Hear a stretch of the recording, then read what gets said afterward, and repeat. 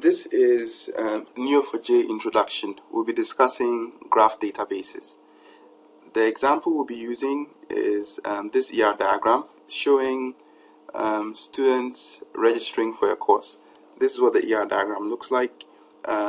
Usually the keys like CID should be underlined, SID here should be underlined. Relationships, as is register, can have attributes as well. Right. So this is how you'd represent the fact that a student is taking a course, and when the student registers for the course, they get a specific registration date. This is a very simplified database diagram. It doesn't have a lot of things such as different sessions, different cohorts. This is just simply a student takes a course or registers for a course. Right. Let's look at the relationship diagram as relational model diagram. For the relational model diagram, you can see tables representing student, course, and the relationship itself has a whole table for itself. Right. An example of this is Microsoft Access, by the way. So the same database represented in Microsoft Access. You can see the tables, and there are some rows in there. So there's a course table, the student table, and the registration table. You can see the course ID and SID fields are coming from the CID of the course table and the SID of the student table. And the relationship diagram shows you how they are being linked together. This shows us a course can have multiple registrations because course ID here is not unique. Course ID here in course is unique, but over here combines with other attributes, so it's not unique. So one to many is what Access is showing us. Same for students. You could have done this in any database. We are just using Access as an example. So let's move on to graph databases. When we come to graph databases, usually things are represented with nodes and relationships. So a node can have some data. So you have student can have SID, FName, LName. And the course can have CID, CName, and the relationship itself. Right. So what we're doing is we will be trying to sort of implement the same database with the same information with neo4j. Right. So let's go to neo4j. That's neo4j. You can start and stop it. If you want to practice with different graphs, you can indicate, like browse for a location and set that as your database location. If you're running on a machine and it doesn't belong to you, you're like the administrator, and you need to change the ports, you can click to options. So I did options, server configuration, and this is my server configuration. I'm running on port 3747, right, for the web server port, and that's for HTTPS. So I have two ports I'm using. Right. Most people by default, I think it is without the extra 3 in front, but this is what I have, 3747. Right. So you just click it, and there you go. The first time you come here, it would actually ask you to enter your username and password. I've been here a few times, not asking me anymore. Right. Now for neo4j, it's a very interesting user interface. So on the left, this is a menu. You can click and expand, and it shows you all the things that are in the database. I had some things in there already, so I'm going to go ahead and delete them. Alright, I just restarted everything. When you're starting, neo4j is the default password. Say so right here, connect, and they'll ask you, okay, you need to set to new password.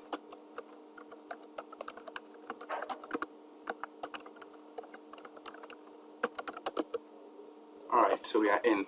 When you click here, you will see the different nodes that you have, different relationships, keys, and the database. I changed the location of the database. Right. General, this helps you sort of have a form which you can use to do some work. So this gives you some examples. Create a node, that's an example. And whenever you click anything that is a command, it shows up at the top here, and when you click play, it would actually run the command, right? So this shows you, at least gives you some hints, right? This shows you how to do a match. I'll go through a little bit of the syntax, but this just gives you some hints, and also how to get data. The server configuration is available here, so I can see, I can run this and show me what the configuration is like. This is a JSON object, right? Kernel information. So all the things that you do, the commands are written at the top right here, and this is just showing you how to get some of the information, right? And if you have a graph, you can get some information, right? The I, so we started here, this was nodes, relationships. If you have any nodes, relationships, it will show here. These are some commands you can run, right? And then this is the references. There's a manual online, so you can go online and check out their manual. It's a good read. I encourage you to read it. Most people begin with getting started. So when you click getting started, it will show this, but the interface is a little bit different for some people. Just be aware that anything that shows, this is keeping a history of everything. So the whole history showed below, right? So as you are working, anything you do, it makes a new tab. So if I click something, it shows up. If I click another thing, right, you can see it's moving up, moving up. Right? Usually I would expect that most people should start with getting started. So if you get lost, just scroll down, or you can just delete everything and just go to where you started from. So I can say getting started. It'll take you through, right click, how to get around, and there's this little pager at the bottom. If something has multiple pages, you can use the pager at the bottom to go through, right? And this is just discussing what I just went through. All right, so the first thing we need to do is learn about graphs, and it's saying everything has nodes, relationships are how we connect them, and properties are the values in them. Now it's saying a graph, just as I showed you, there is something, there are properties like name, that's a value. So everything is a node or a relationship, right? So you can have a label. A label is like a type. That's the only way I can describe it the simplest way.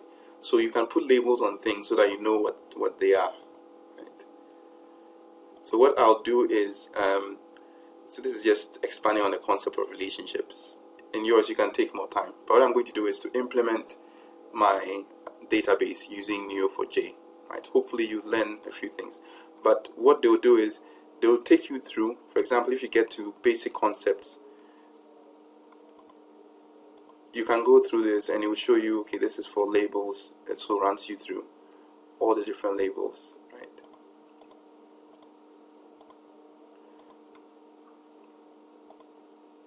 And you can also start with cipher, and they'll show you how to do things. So cipher is the third one here, and anytime you want to try the command, you just click it and it shows up at the top here. So it says to create a node, I have to say create the node name. So this is the label, right? That's a label. So that says this is a type of node. That's the properties. The properties are name, from, and cloud. And this is a specific instance. So you can run this to create, right? Matching is used to search. Let me just start working with it so you can see what I'm doing. Well, at least get used to it. So let's start. We have here a course. A course has CID and CNAME. Unlike other databases where you have to create a schema before you begin, with the GraphDB you don't have to. For this case, you don't have to start by creating one. Instead, you can put in the instances. So this is my database. I'm just going to move it up and I'll create the nodes that represent these. Alright, so I just moved it up a bit.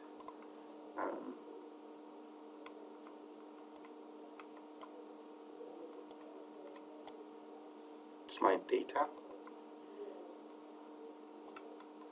So what I'm going to start by doing is creating a course. So I'll say create.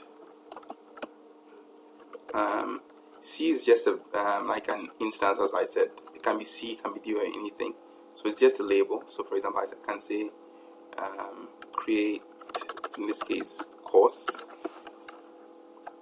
the convention is usually the reserved words are in caps. Okay, we have here, first one is CID, and the value CS101, and another property and value, which is the C name. This one is programming 1. Right, and this is basically syntax to create. Right, so just look at the syntax. There's create, that's the label. The properties, these are curly brackets. Just zooming in. Right, these are curly brackets, open, close, open, close, curly brackets. These are regular brackets.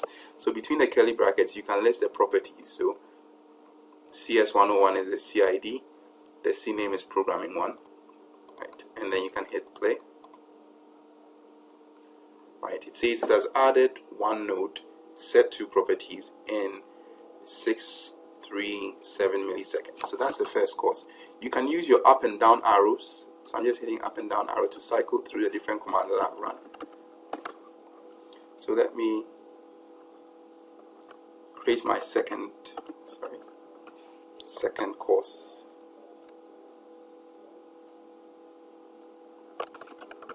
Right, so create another course. C, that's my label course. You can create things without the labels, but the labels help us group things. And you can see the create statement is being used here to create a course. So not square bracket, not regular brackets, but what? Curly brackets. CID, this one is CS21.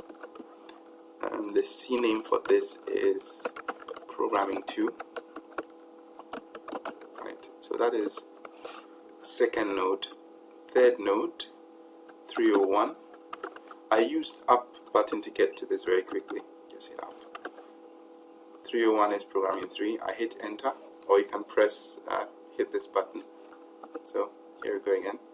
And then I also have 323, which is database management system. So clean this up.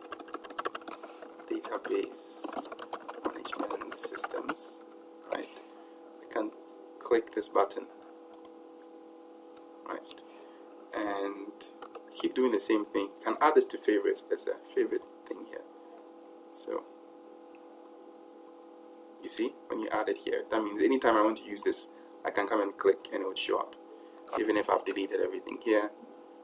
So this is useful for speed, right? So click, the command shows up and I can use it. So the next, this one was for operating systems. So I'm going to do 424.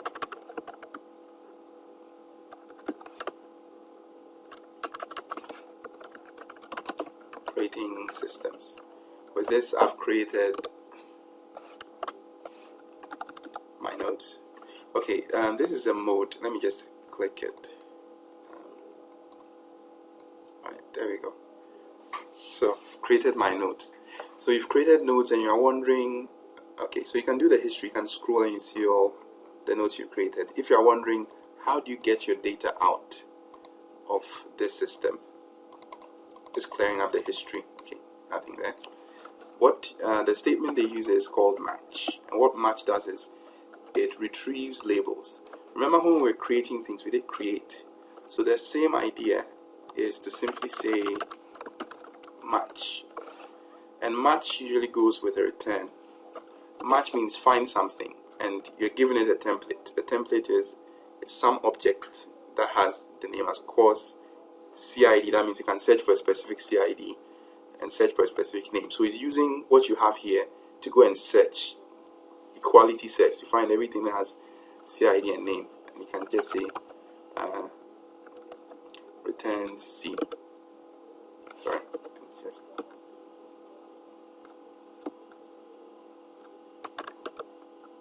return C, right? And you can see in this case it's pulled up. Just pull up a bit. You can see it's returned a specific course, right? So this is really cool. So that means I can remove certain things. So for example, I can search and say, instead of a specific thing, I can just say bring me all courses. So you see that thing there is a filter. So return C just means anything that has the course label. And this is why the labels are important.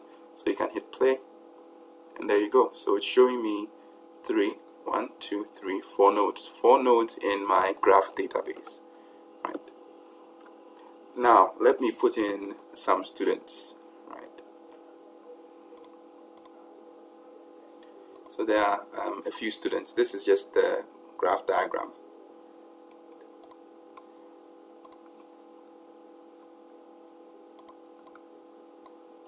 Right. Let's put in some students. And this format is the same or very similar. Just create, but this time instead of course, say student. The labels don't have to be caps. Usually people use like similar to how we do class names. I think that's the best way to do them. But I've done with caps already, so I'm just continuing. Student, and student has more properties than course. First one is SID, 101. We have FName, which is, okay, we have Kofi, and we have LName, Mensa. Actually, this format that you're seeing here between the open close brackets, that's JSON. Alright. So let's hit enter and we'll create student. So first student created. Second student is 2 Sena Quest. Right. Okay, that goes in as well. Okay. Let's add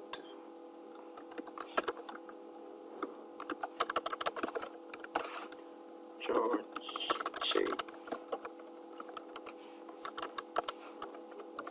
It's another student, and let's add one more. 104.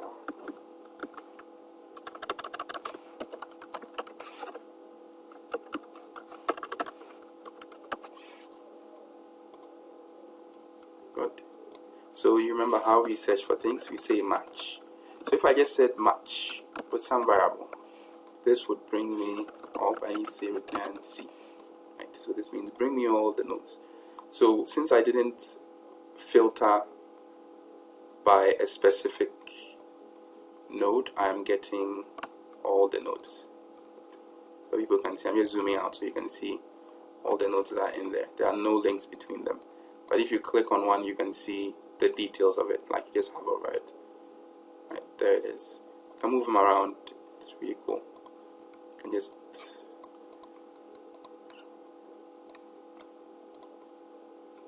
right. It's really cool. Alright, so let's continue. So that was match.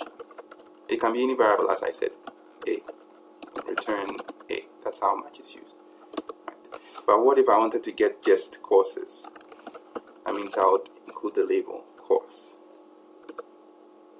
Cool. And if I wanted to do just students, I'll include students. It's nice. Right. Next, let's create some relationships between these. Right. To create the relationships, we are going to be looking at the registration table, which is linking SID, CID to registration date. I'm just using strings throughout. Just this an introduction, just strings. Right. So I'm just going to make a relationship. Relationships are created the same way we create nodes, except that in this case, I would like to get I would like to get a student and a course. So for example, I'd say I want to match a student, and I also want to get a course.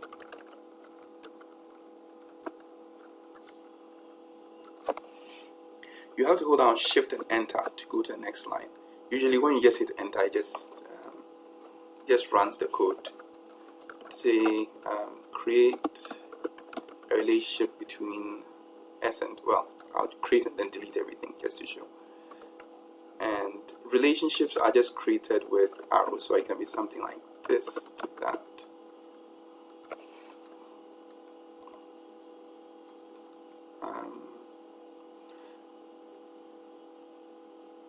I need to indicate the relationships, right?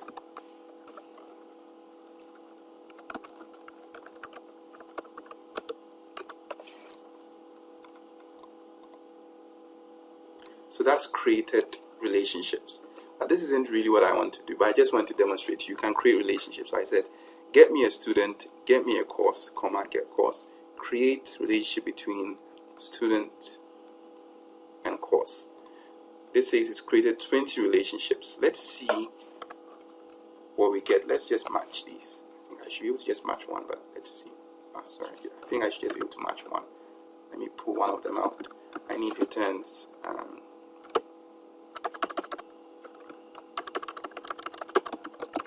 Return S. Alright, let's run this. Look at that. All the nodes, and you can see there are a lot of links. But I didn't mean for everybody to take every single course. Right? So right now it's linking everything. So this is what a graph database looks like. If you're wondering how I created this mess, that's how I created it. Right? So I would like to be more circumspect. But let me delete the relationships.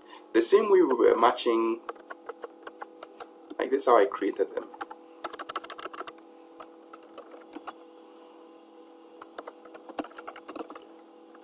Right. This is just saying, get me anything, this sort of node with a relationship to node. Get me this pattern. Right.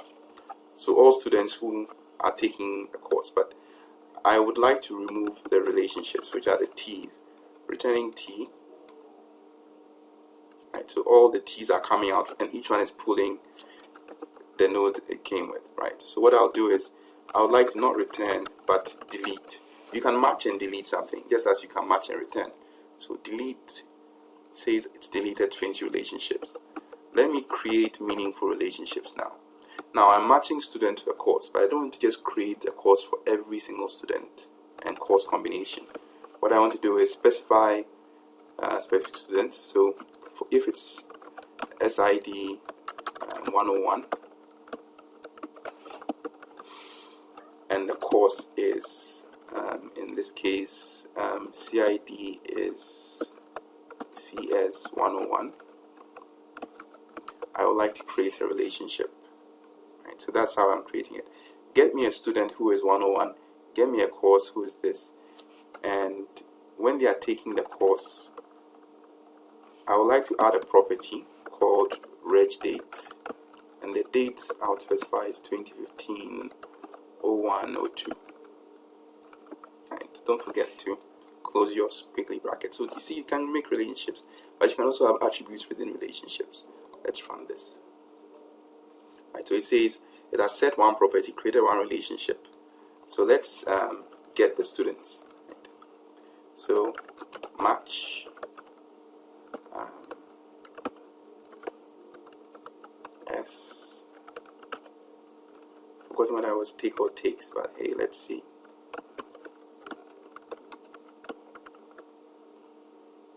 And return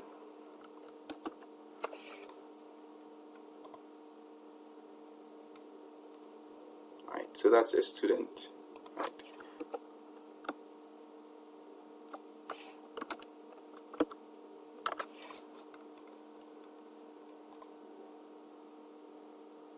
And that's the student taking a course. So this is really cool. So you can see it. You can filter and pull out. So currently I'm pulling out that 101 is taking CS 101.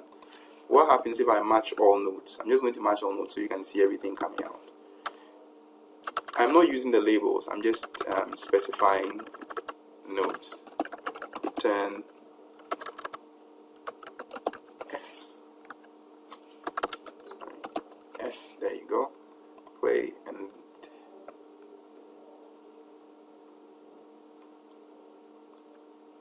right. So these are all the nodes that I'm matching.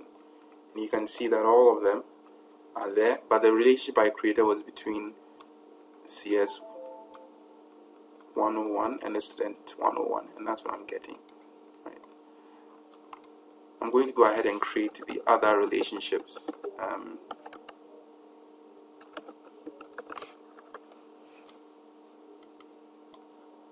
Right, so let's create the other relationships. I said I was going to match, so I'm looking for a student who's 102. I'll say match somebody who is a student with property SID 102. When I get this student, I want to also go and find a course, and CID is CS201, and then I want to create using what I found. I want to link up the student takes. So you can see that when we have the labels, I'm sure this is right. The label always has colon and then the label name. Right? So I'll say student takes, and then complete the relationship. That shows where it's going to. Right. So I want to create between student 102 and course 201. So play. That's done. I hit up very quickly. I could also add this to my favorites. Right. Remember, I had for my favorites, I had course, I had student. I'm just adding one more so I can always come back to it. Oh, this is really cool. When you expand, I can see it says students and courses. These are the two nodes I have so far. Alright, so that was 102, 201, and I can also add 323. Play. One relationship created. Hit up again and type 103 to CS201. Right, hit play again. One more relationship created. Now let me see what my graph database looks like. So match S play. Also, I need to return and just match. You need to match and return something.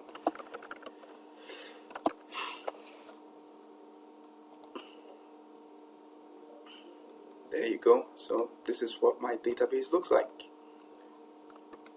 I want to make this, okay, should be full screen. I think this is full screen.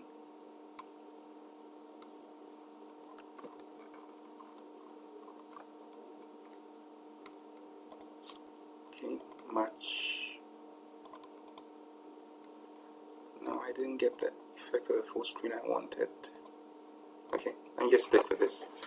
Alright, so I have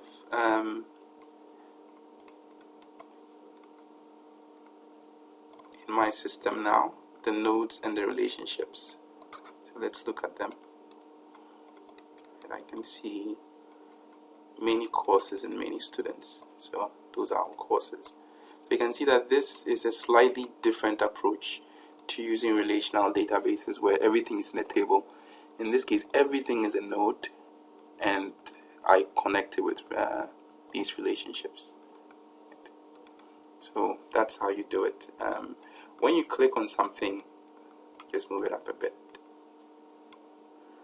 You click on something, it shows you the details of it. Oh, I kept forgetting to add in the relationships. This is takes, that one has, okay, this had a reg date, okay. This has ID too, but I don't have the reg date. Don't have the reg date. Alright, so I left out many reg dates. Let's see. So the ID here is 6. So everything in the system has an ID. So you can see that's the ID. That's the absolute ID. That's this. That's this. Database name. Right. Let's see. How do you get information? So for example, if I wanted to get the names of students, previously you could just simply say match and you could say S, which is a student. It doesn't really matter what the variable here is. It's just for binding. Then you can say return S. That will get you all students. but sometimes you want to get specific properties. For example, we know students have SID, so if I hit enter, see, now when you get data, you get properties, it will return to you a table. So I can say SID, FName, LName. Sorry, I left something out. I just had to include the S dot. Right, there you go. Right. So this is listing out all the students. Right. So it means I could do some interesting things. For example, I could say I wanted to find out all students who were taking a course. Takes a course, and I could say there, course. I don't even know what the label. You can takes can be tied to anything. For these, oh sorry, I just lost it. Let me just do it again. What I wanted to do was to say, sorry, wasn't in focus. I want to get all students. Let me do this again. Match S, who's a student, just demonstrating. You can return, oh, the label was wrong. That was student. You see, no rows. It's not even going to complain that label doesn't exist. I need the label student. There you go, right? So you can have a comma separated list of properties. If it sees its properties, it will return to you a list of rows, right? So what I can do here is I can try and get the students who are taking courses. So what I'll do is to say square bracket takes close, and what I was saying is I wasn't even going to add the label name for the course, and this should still work. So I'm seeing a list of items. So I'm seeing 101 Kofi Mensa, right? If I wanted to see which courses were being taken, I could add onto it maybe C.CID and C.CName. Enter. Right. So in the graph database, this is really one of the ways that you can get information out. So you can put in information, you can get information out of it. I'm going to stop this video very soon. I need to show you how to update. Alright, so the simplest way to update is after a match. So in this case, match was going to return me all these things.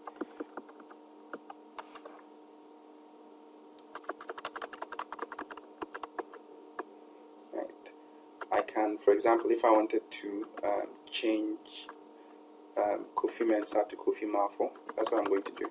Let's change the last name here to MAAFO. So that's a different name. I can go and say, go and get me specifically a student whose SID is 101.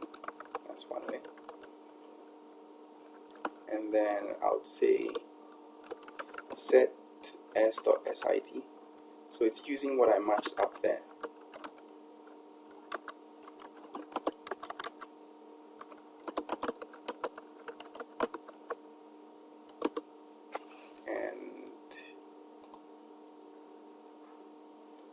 So that's set. So you can use this to set. So match is used to get things, and you can use set to set. Right. Alright, so this is one way to use match. Right. Now, another way I could do this is instead of specifying the filter here,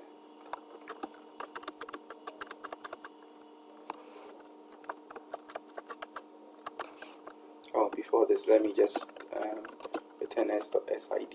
I want to show you that our update work. s.sid, s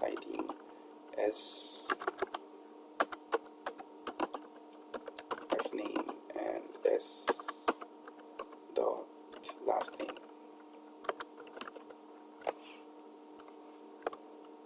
Delete.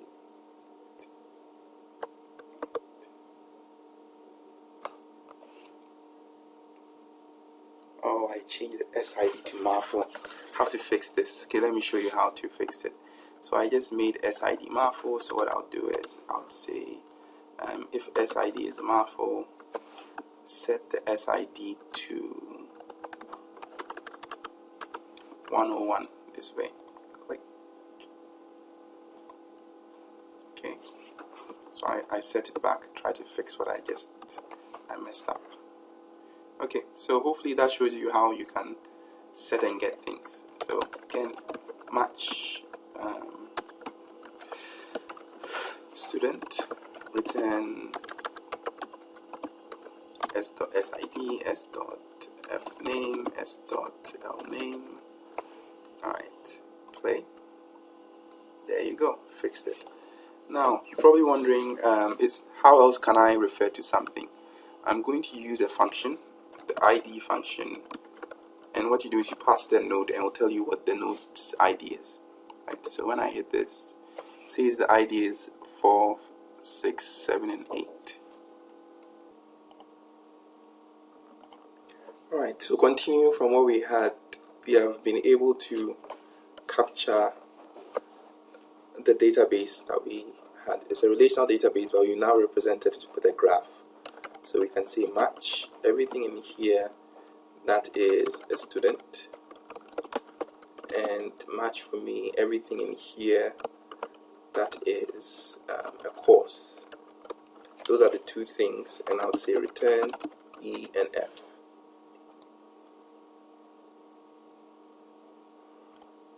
So I'm seeing all my students, so I can click and scroll.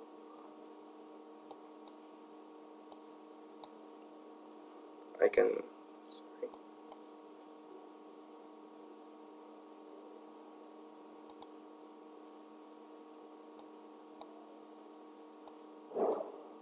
Alright, so I can click in here and I can see that this is takes.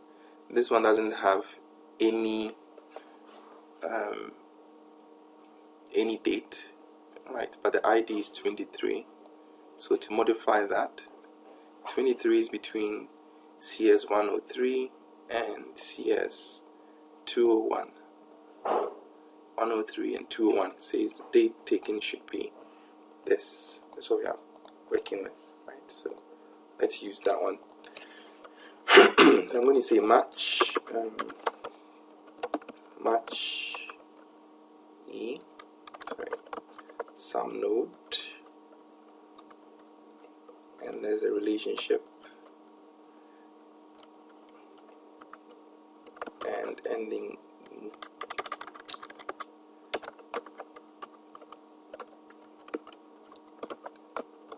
You can use any variable names you want. Okay, I'll say where B, the ID for B, is equal to 23, and that's this value right here, 23, right? Set b.reg date equal to 2015 01 04.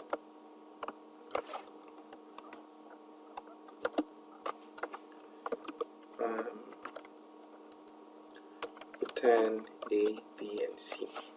So every time you do a set, you can return several things as well. Right. So I've set and returned, and if I click it, you can see reg date has been set. But for the two, previously reg date wasn't set. Okay, let me try and return all the relationships just so I can check the registration dates. So I know there's something going between A, B, and C. And I'm going to say get for me anytime you have a text label, right? I want you to return for me all the ABC. So this is going to return all pairs that have ABC. So there you go. Let me check to see if I've set text for everything. Okay, this has a reg date. Click on this. That has a reg date as well. Click on this. That has a reg date as well. Okay, so everything has a reg date. Right. And this is interesting. I can now do more interesting things. Instead of just returning notes, I can return A is representing student in this case. So I can say I want the SID and I want F name, I want the last name, I want to know when you took the course, B.reg date, and I also want to know the course that you took, CID and C.cname. So if I run, this returns, okay, it didn't find the variables, so A, student was bound to A, so that should be A as well, A, B, and C, right? So just make sure you always have your variables properly bound, right? So I'm seeing SID, F name, L name, reg date, course name, and so course ID and course name. So hopefully this gives you an idea of what to do. There's an alarm going off. I have to find out what that is. Alright, so please check, go through like the graph database and click next. When you click anything, it copies the code here so you can run it yourself and see what it creates. Alright, so please enjoy yourselves. Have a great day. Bye.